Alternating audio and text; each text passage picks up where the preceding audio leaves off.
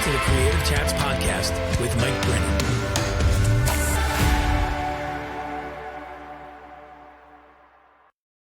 Welcome, friends, to another episode of Creative Chats. It's the podcast for artist makers and content creators where we talk about creativity, the creative process, and story. I'm your host, Mike Brennan. You can connect with me on my website, which is mikebrennan.me. And I would love for you to check out all the resources for you as a creator, because I love to create things, get them into your hands, and help you show up for your creativity. I say this all the time, but when you create, we all win. I truly believe that when we're all showing up as we're wired to show up, as we're created to show up, we're making things, we're putting things out into this world, and we're feeling good about that because we're engaged in a process that we love. We're making things that make us feel good, and then we can share it with the people around us.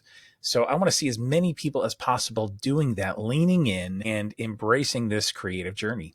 So if that's you, head to mikebrennan.me or dailycreativehabit.com specifically for some resources like my Daily Creative Habit Journal. And I have a weekly email newsletter that goes out to encourage you, to equip you, to give you some creative prompts if you're looking for that, to try something new and different. All sorts of resources there for you to discover. Now for today, I want to talk about something that perhaps you haven't really thought of as an option for yourself as a creative person, a format, that being books. Now, when I say books, there may be something that comes to your mind. You have a preconceived idea of what is a book? What does it mean to make a book, to create a book, to author a book? You could have all sorts of ideas of what would go into that beyond simply just an idea. And so I want to talk about this today because this is something that I have done. I have 8 books, and I'm going to actually walk you through the books that I've created, tell you a little bit of why I created them, what was going on in my mind as I was thinking about this, a little bit of the technical approach of how did I make these, in hopes that perhaps you see your creativity in a different light today. You see books as an option for you, that if you're a visual artist, that you could actually make a book of your visual art. If you are a musician, perhaps there is another companion to your music where you create a book and you talk about the process of creating your music or the stories behind or simply lyrics and poetry. There's really no rule here in terms of what the book could look like, what the format of the book could be. You get to decide. That's the beautiful thing about that. And in the examples I'm going to show you and talk about today, it's going to be a variety of things because I've had ideas and thought, well, I could simply repeat a process that I had done in the past, but sometimes I needed to step outside that box because my idea didn't lend itself to that process. And just a note, if you're listening to this, you may actually want to check this one out on YouTube because I'm going to hold up some of my books and show you some things that won't translate to audio only. You'll still obviously get the bulk of what it is that we're going to be talking about today. But if you'd like to see some things, head over to my YouTube channel. It's at Mike Bone on YouTube. So the idea of a book wasn't something that I was thinking about in terms of a delivery mechanism, if you will, a delivery means for my ideas. Books were something that, growing up, I wasn't like a book nerd. I wasn't one of those kids who was like always tearing through stories and books. I was more movies and TV, visual medium. That's what spoke to me, and music. And so books, I had a complicated relationship with because many of the books that I encountered in my lifetime, especially my childhood, were school textbooks.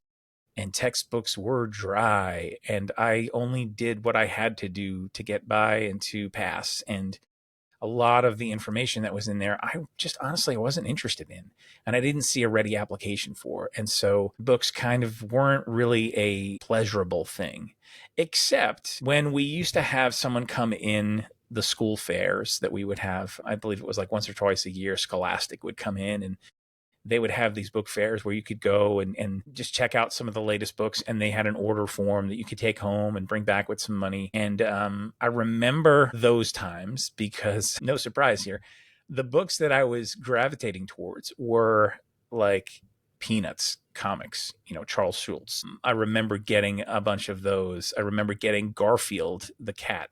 I remember getting all sorts of books that were really more comic related, were comic strips in book form.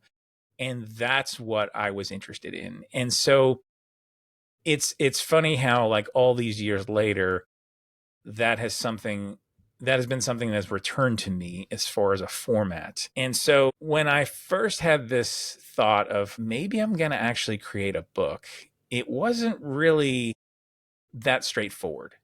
My first book, Dear Snow, One Man's Angry Rant Against Winter. It's kind of like if you took Grumpy Old Men, Calvin and Hobbes, The Far Side, threw it in a blender, and this is what came out.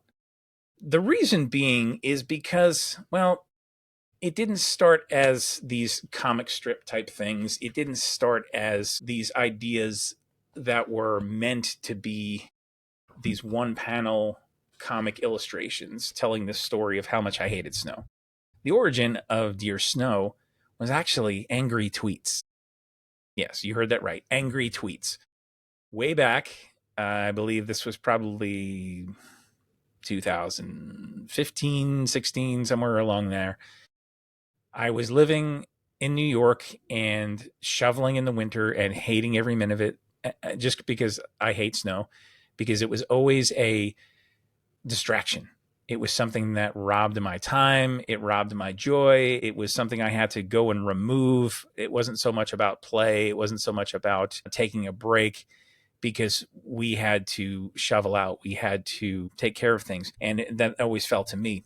And I hated it. I just loathed it, because I would be out there shoveling and freezing and getting wet and starting to see pavement, and then down comes the plow and fills in all that I had just shoveled out in the end of the driveway. And I just remember thinking to myself, are you kidding me? Like, I get that this guy needs to do his job. I get that he needs to clear the street, but like, I'm standing here and you just undid everything I just finished. And now I have to go back with my stupid shovel and do more. And so I started just taking to Twitter, because I was like, I'm angry and I'm going to tweet about this. And it was kind of this sarcastic, Dear Snow, get off my lawn, Dear Snow, ooh, white, colorless, odorless, how creative. It was all these kind of slams, if you will, against snow, knowing that snow could not reply back. And so what ended up happening is, over time, every season where it would snow, people would start to anticipate, it's snowing. What's Mike going to say now? What's going to happen? And it became a creative forum for me to be able to write these like one or two liners, these zingers, if you will, towards snow, and see how creative I could get. And it was the, man versus the enemy, which in my case was snow, the evil enemy. So I'd say probably about 2-3 years into this, posting this not only on Twitter at this point, but also Facebook, across social media, I had some friends come to me and say, hey, you should turn this into a book. And my first reaction was, that's the stupidest thing I've ever heard. Who's going to buy a book of angry tweets? Like, I could not wrap my head around the value there. But what they were seeing was something beyond how I was delivering the content, which was social media, Twitter specifically.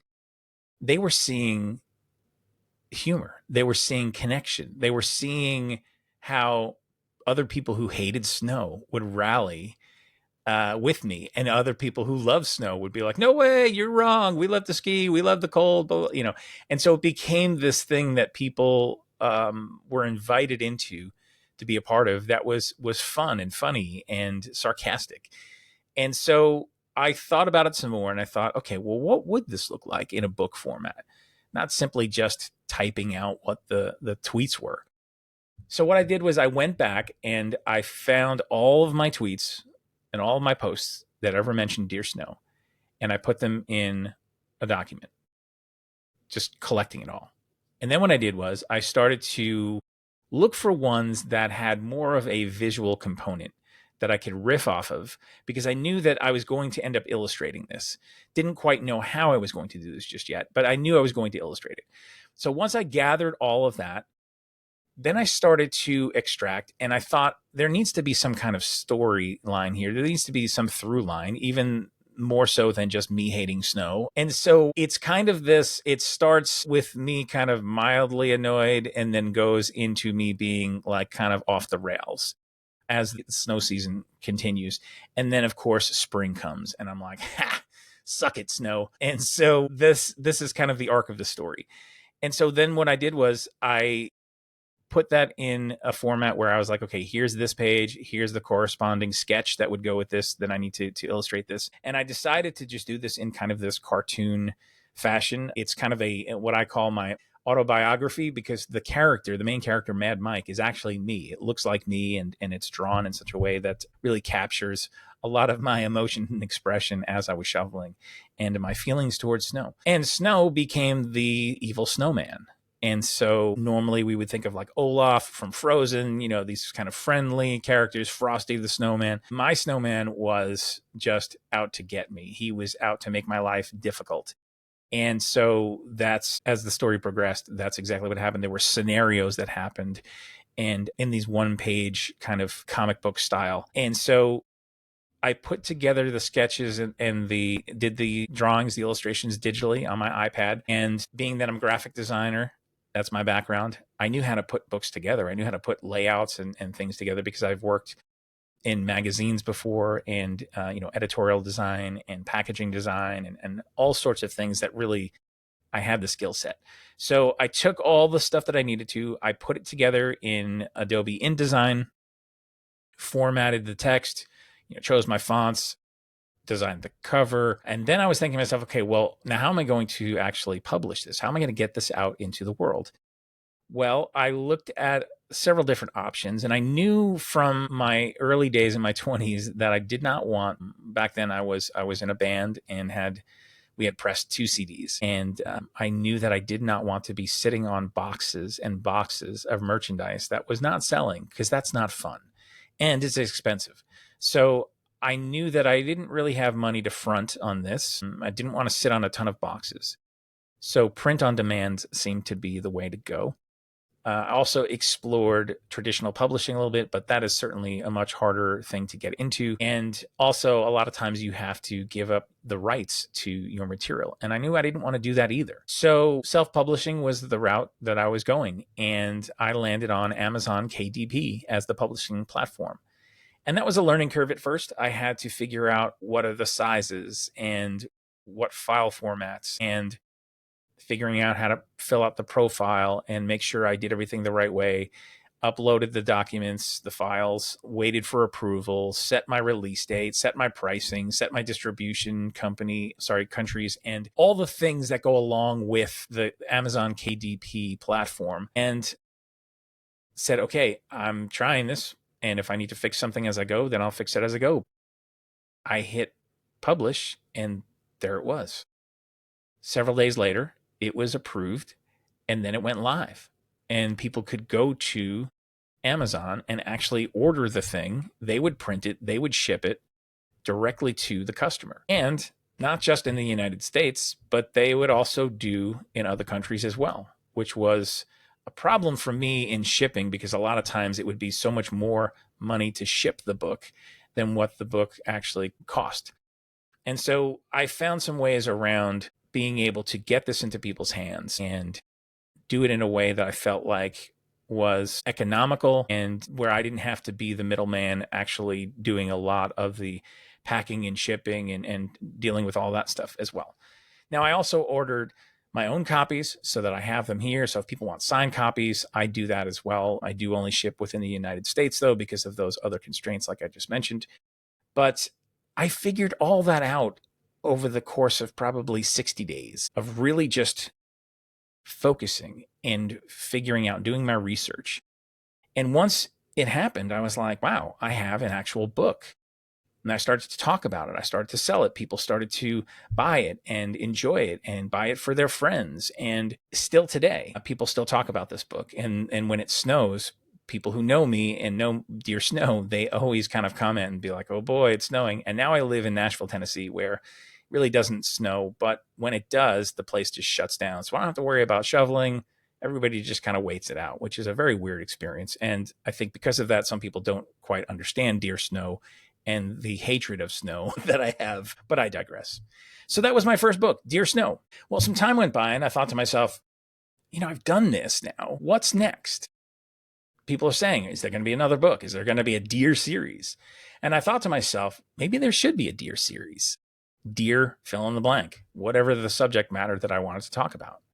Well, my next book actually was Dear Human, What Your Dog is Really Thinking. And again, following the same format of a kind of one panel, one page comic illustration with a little blurb, a little comment. And this time it was all about dogs, because I had 2 dogs and loved them and would always watch them and think to myself, I wonder what's going on inside of their heads when they do that certain thing, when they look at you a certain way, when they're doing a certain activity and you're just like, I don't understand what is happening here at all. And it's kind of comical. So I started to collect these ideas, and I was doing a project because part of my daily creative habit of creating a drawing, a painting, or doing something creative every single day, part of that experience, I would do micro projects where I would give myself certain timeframes to engage in an activity. So this particular one was 100 days of cartoon dogs. That's simply what the exercise was that I gave myself. What kind of cartoon dogs could I come up with? And so I started just drawing all these cartoon dogs. And so I had all this work kind of sitting there. And I thought to myself, well, this can certainly be a book. And then started pairing that with these ideas of what is your dog actually thinking? What are some comical situations that we find ourselves in with our dogs? And so that's how Dear Human was born. And again, Amazon KDP, I had already done that platform, so I was familiar with the process and could simply navigate that a lot quicker. I knew what to expect. And again, ordered some copies for myself and then also send people to Amazon if they want to order it directly from there and have it shipped directly to them. So Dear Human was my second book, and kind of a surprise to me as well. It was just one of those, this is what I've got. This is what I'm thinking. This is the idea I have. And there's probably, like a year or so in between these books. It's not like I'm just cranking these out continuously. But that was the second of my 8 books. And the next book was a big departure, which was The Art of Yoga. I had spent about 2 years doing just yoga poses, illustrations of these yoga poses that I had found mostly through Instagram. I found these people doing these amazing positions where I was like, wow, like there's something almost poetic about the way that they're contorting their body. And also a lot of times the fashion choices of what they're wearing, bright colors and patterns and things. It was very interesting visually. And so I used that as inspiration to illustrate a lot of these yoga poses. And so I had 2 years worth of yoga poses. And I thought, again, I have this work. It's already done. What can I do with it? Turn it into a book. Then my thought was, okay, well, is this simply going to be just the visuals this time? Because I'm not a yoga practitioner. I don't really know that much about the specifics of things. I can't really talk on a level that would really connect deeply with someone who does know and does practice. So what I decided to do here was a departure. I decided to reach out to several of the people who actually were these women who were yoga teachers and practitioners, people who had posted that had inspired a lot of the work that I did. I reached back out to them and I said, hey, here's my idea. I want to put together this book, but I don't want it to simply just be page after page, my own work. I want it to be like a collaborative thing. I want it to be a community thing. So would you be willing, first off, to say that you would be okay with me including you and the work that I did that you inspired in the book? And also, would you write a little something about what yoga means to you? And I'll include a little profile. I'll include your Instagram handle and your name. And so that's The Art of Yoga. That's exactly what happened. Is I ended up having permission from these people, and I created all of these amazing illustrations, this yoga art, and was able to share this with them. They got to share it with their friends, family, their communities, and it became something bigger than just me, which I really loved that idea. I loved inviting other people into something. So it wasn't just all about me. So the art of yoga, same thing. I knew KDP platform, set up my files, rinse and repeat the process. And there we go. The next book that I did was again a departure. And I thought to myself, I've been doing all of these things that are really centered around my illustration, my artwork, using words, but not so much so that it's like a book. You know what I mean? I thought to myself, I don't know that I can really call myself an author because I'm not really writing much in these things. They're short things, they're captions. And so while I didn't quite feel ready to dive into an actual written book, I did think there's something more here that I need to say and share and a format that I need to explore next. And that became the Daily Creative Habit Journal. Now, I talk about this a lot on this podcast, and this is featured on the Daily Creative Habit website, dailycreativehabit.com. And I talk about this being a resource for you as a creative person because I truly believe in it. This is something that I have used myself. This is a process. This is the introduction, talks about why this journal and a little bit about my journey, about how I stepped away from my creativity for 10 years, suffered from depression, came back to it, and have been at it daily ever since. And then it's pages of you being able to set intention to track and measure what you do creatively. And then a notes page where you can write down some ideas. You can write down some places where you're struggling. You can write down whatever it is that's happening over that 90-day period. It's there for you to reflect. And the thing about this is it's kind of an accountability. It's asking yourself questions in the morning, like thinking about starting small. What is the next smallest step that you can take? Instead of thinking about, I want to do a book, what is the next smallest step? Maybe it's simply writing a paragraph idea of what this book could look like. Maybe it is writing one paragraph or formatting one page. Small. Break things down into small things. And so it's a place for you to write that out, to set intention, and then at the end of the day to come back and say, well, did I do what I said I was going to do? And if not, why didn't I? And what can I do differently tomorrow to make sure that I actually show up and do what I say that I was going to do? How can I keep my promise to myself? So that's the Daily Creative Habit Journal. This time, I thought to myself, well, I don't want just paperback. I also want a hardback edition. So I did two versions of this, but once again, KDP format and platform. Really easy for me to be able to navigate that again and again and have all my books in one place. So that has become available, and this has become a great tool for people. I use this a lot, even in workshops that I lead. And I love hearing how people engage with it. I love hearing what they bring to the process in the journal and how they can actually start getting traction and consistency in what they're creating. So the Daily Creative Habit Journal was born, and that is available on Amazon as well. Then something happened that, well, was a global thing, the pandemic. We all had a lot of time on our hands trying to figure out what was life going to look like today? When was life going to, quote, return to normal? What would normal be? Is there a new normal?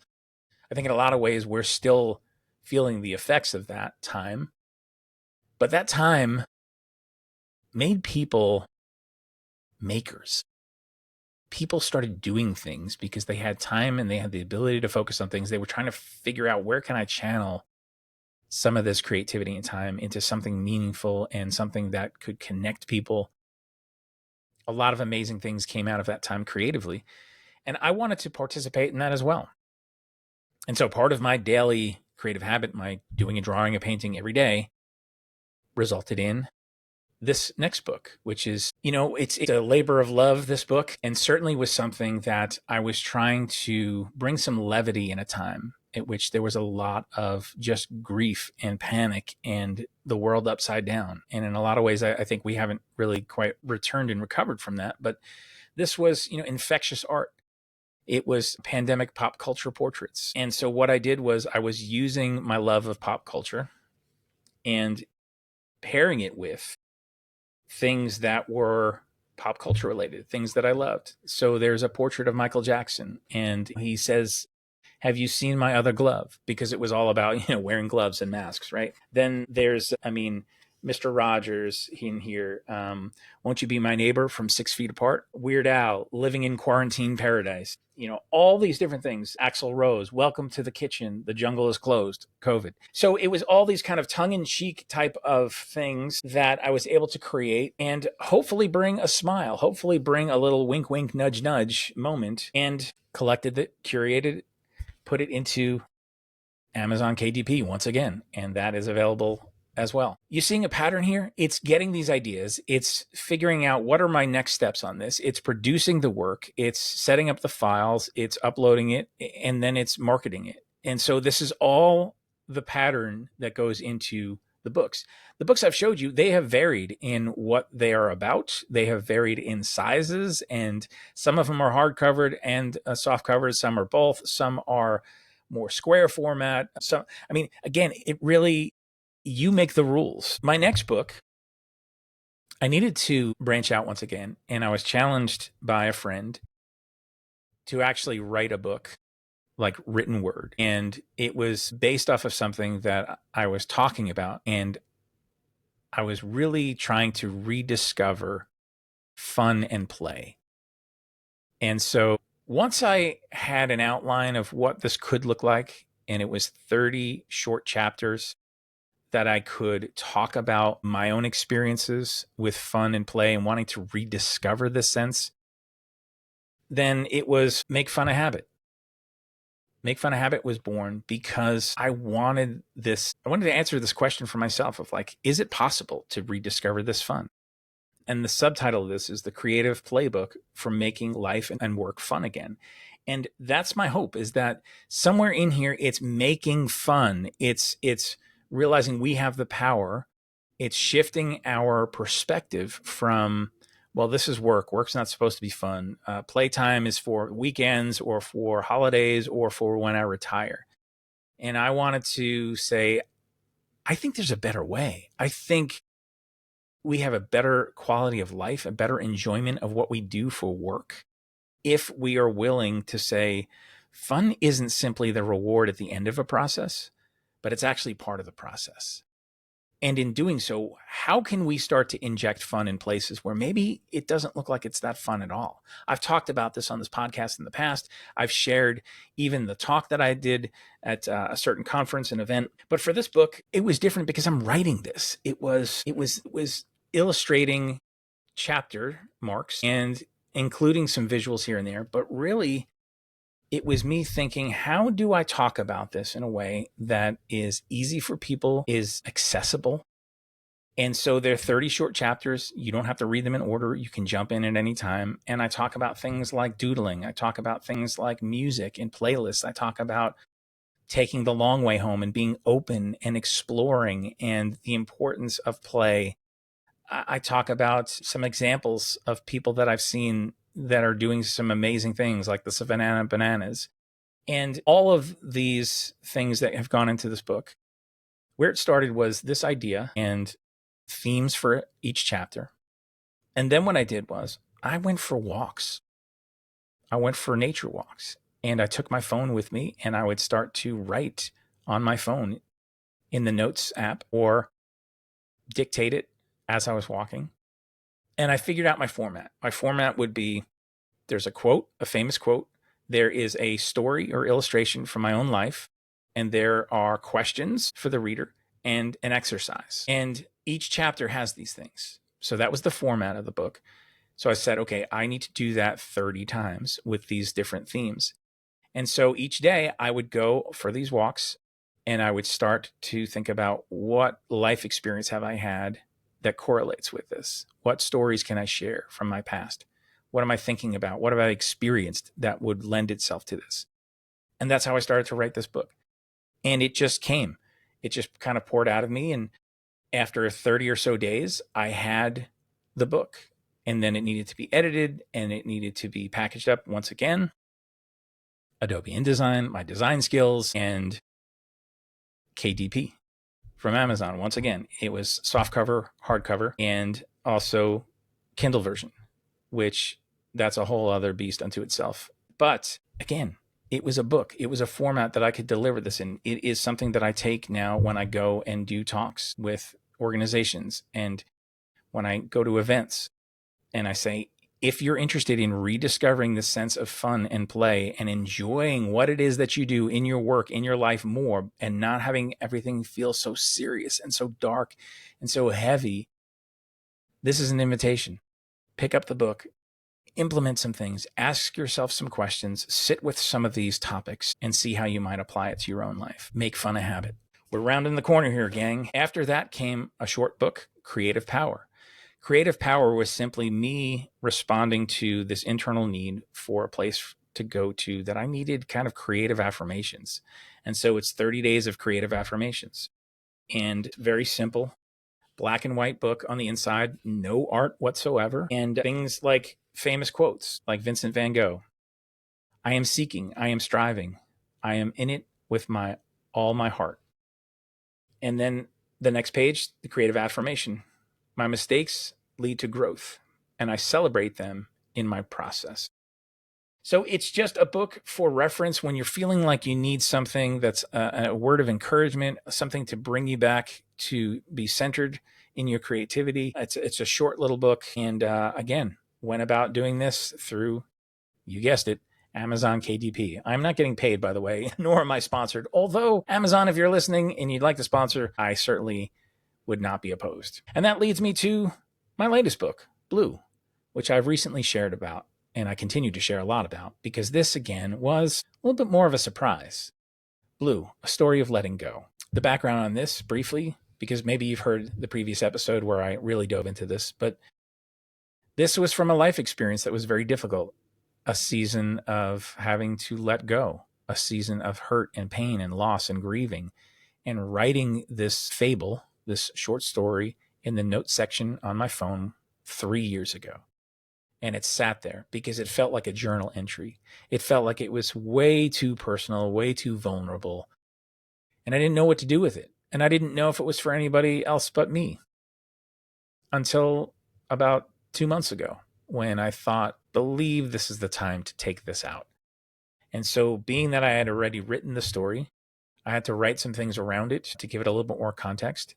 And then I thought to myself, I think that, again, this is an illustrated book. And so it's illustrated with this boy who grows up to be a man and a caterpillar that grows into a butterfly. And it's the story of friendship and of transformation, change, loss, heartache. And I did these illustrations after I did the story and put everything together. Again, Adobe InDesign and KDP format for the publishing. And that is my latest book. 8 books. I've got a couple other offshoots that were more specific, a couple of things that are related to my event sketching, but those aren't really for public consumption. Those are really around events and celebrating a number of years that these events went on and all the sketches that I had done during these events. It's kind of a separate thing. But once you know the process, once you understand what goes into this, you can use it again and again and again. Bring new ideas to it. Bring new formats to it.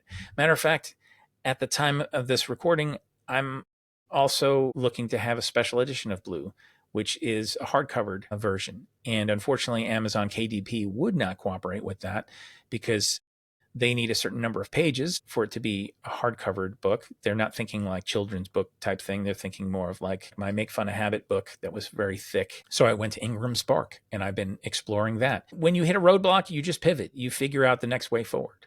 And one of the other things that has been on my to-do list for a long time, and now I'm going to say this out loud, so maybe some of you can actually hold me accountable to this. Some people have asked me before. I've thought about this a lot, and it's on my to-do list, just keeps getting pushed. But doing the audio book for Make Fun a Habit. I love audiobooks. That's how I consume books normally. And so I know that if I were on the other end of this, I would be asking for the same thing. And so I need to make sure that I produce this in a way that's accessible for more people. As a matter of fact, I dove into audiobook format with my very first book, Dear Snow.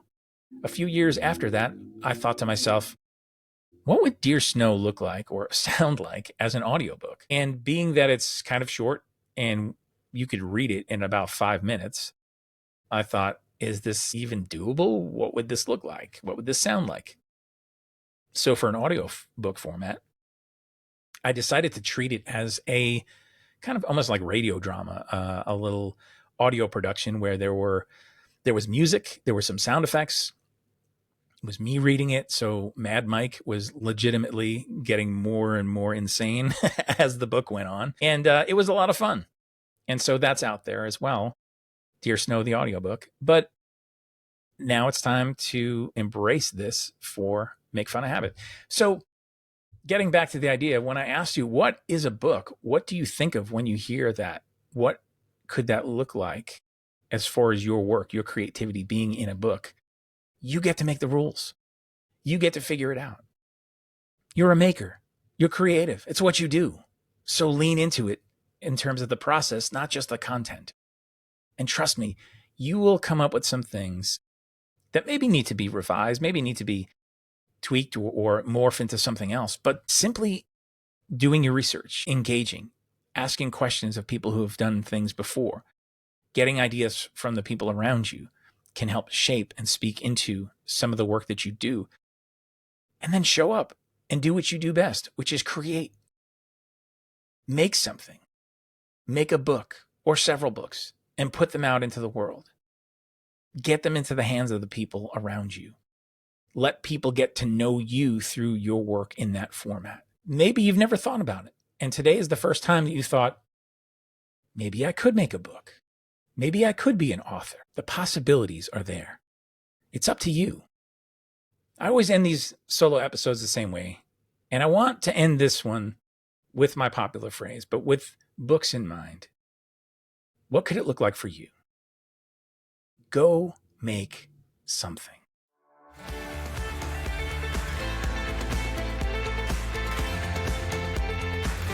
Thanks for listening today.